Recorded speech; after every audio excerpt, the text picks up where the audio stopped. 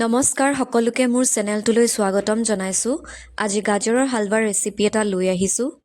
আধা কেজি গাজৰ লৈছোঁ আৰু এই গাজৰবিধৰ ছাইডকেইটা কাটি ল'লোঁ। ওপৰৰ বাকলিখিনি ভালদৰে গুচাই লৈ এইখিনি সৰু সৰু টুকুৰাত কাটি ল'ম। যিহেতু হালৱাখিনি মই কুকাৰতে বনাম, সেইকাৰণে গাজৰখিনি ৰুকি লোৱা নাই। ৰুকি লৈ কেৰাহীত বনালে পদ্ধতিটো অলপ দীঘলীয়া হয়, কিন্তু কুকাৰত বনালে সহজতে হৈ যায়। খাবলৈ দুয়োটাৰে সোৱাদ একেই হয়।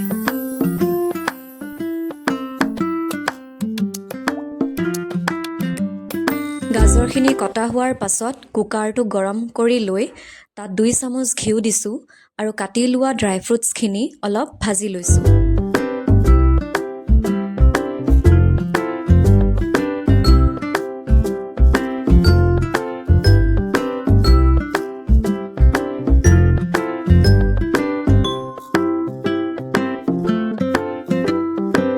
দুই মিনিটমান ভাজি লোৱাৰ পাছত ড্ৰাই ফ্ৰুটছখিনি মই বাতি এটাত উলিয়াই লৈছোঁ।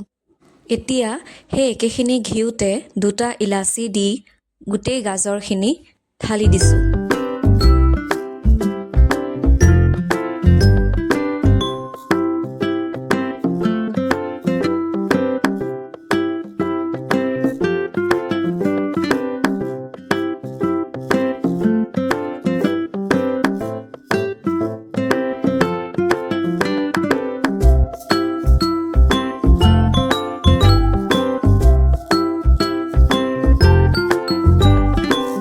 গাজৰখিনি 5ৰ পৰা 6 মিনিটমান ভালকৈ লৰাই লোৱাৰ পাছত তাত আধা কাপ গাখীৰ দিছোঁ আৰু গোটেইখিনি ভালকৈ লৰাই ল'ম। তাৰ পাছত কুকাৰৰ ঢাকনিখন বন্ধ কৰি 3টাৰ পৰা 4টামান চিটি মাৰিবলৈ দিছোঁ।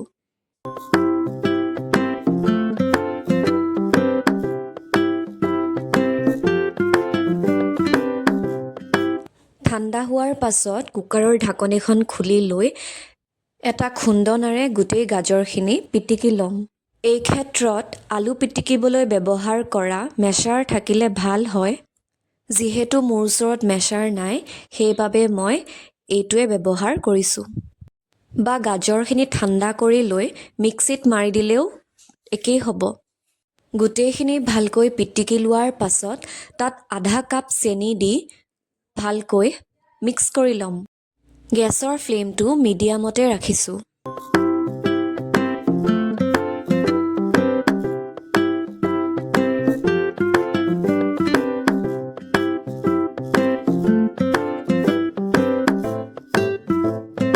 এইখিনিতে লাহে লাহে চেনিখিনি গলি গৈ পানী ওলাব ধৰিব।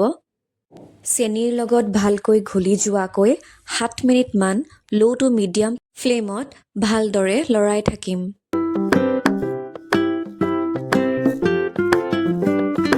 তাৰপিছত তাত আধা কাপ গাখীৰ আৰু ড্ৰাই ফ্ৰুটছখিনি দি গোটেইখিনি পুনৰ ভালকৈ মিক্স কৰি ল'ম।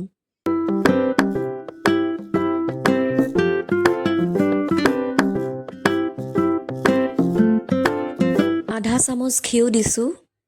গাখীৰখিনি ঘন হৈ হালৱাখিনি ডাঠ হোৱালৈকে লৰাই থাকিব লাগিব।